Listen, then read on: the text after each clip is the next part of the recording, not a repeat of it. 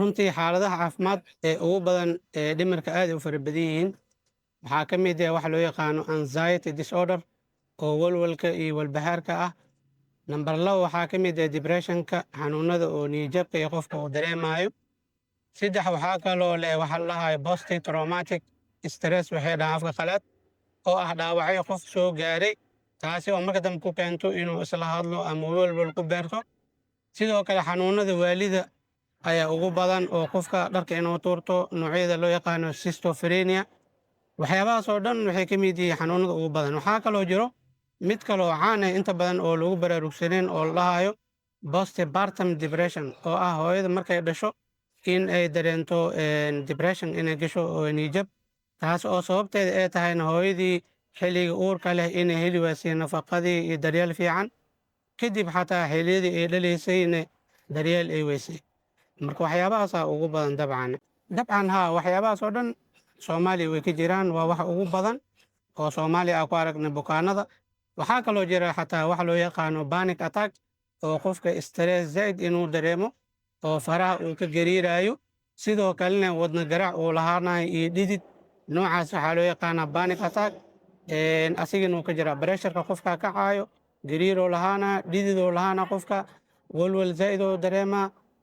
Xanuunkaasna wuu jiraa oo Soomaaliya dadka aan ku aragnay ka mid tahay isbitaalka noogu imaada. Badanaa waxyaaba uu isku arkaa waxaa ka mid ah walwal. Qofkii walwal uu dareema oo aad u fara badan.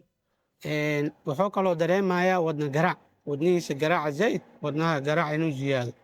Wuxuu kaloo dareemi karaa hurdo la'aan uu dareemayaa, hurdo la'aan. Waxay leeyihiin gariir.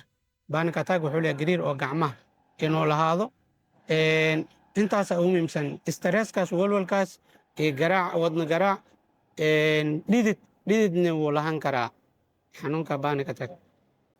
Waxaa la gudboon qofka marka hore inuu nasiino sameeyo, hurdo fiican inuu qaato, biyo badan inuu cabo. Waxyaabahaasaa ula gudboon. Stresska iyo walwalka inuu iska yareeyo, qol oo fiican oo jawi degan oo buuq aan lahayn inuu seexdo. Arrintaasaa ula gudboon qofka inuu helo. Haddii intaas wax tari weyso oo talooyinkaas aad siin haddii wax tari weyso, qofkii wuxuu u baahan yahay in isbitaal inuu imaado, oo kadib isbitaalkii xaaladiisa ay qiimeeyaan, loo bilaabo daawooyinkii stresska iyo walwalka yareynayeen. Iyo dabcan wuxuu u baahnaan karaa daawo garaaca wadnaha ka yareynayso, si oo qofkaas oo garaaca wadnihiisana uu u dego, stresskan loo yareeyo, uuna iska fiicnaadaan. Bukaanada inta badan aad ay u fiicnaadaan. Daawooyinkaas iyo la talin haddii la isugu daro aad ay u fiicnaadaan. Dadka panic attack qabo inta badan anaga waxaa dhahnaa inay qaataan hurdo ku filan, mar walbo hurdo ku filan. Mobeelada in habeenkii mobeelada iyo waxyaabahaas inay iska yareeyaan, isticmaalka mobeelada badan, xilli fiican inay seexdaan, leerarka inay iska damiyaan.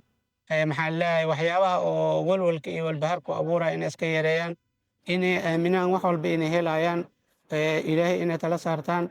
Waxyaabahaasaa mar walba kula talina oo stresska inay iska yareeyaan, oo biyo badan ay cabaan, socodna ay sameeyaan. Intaasaa kula talinaa.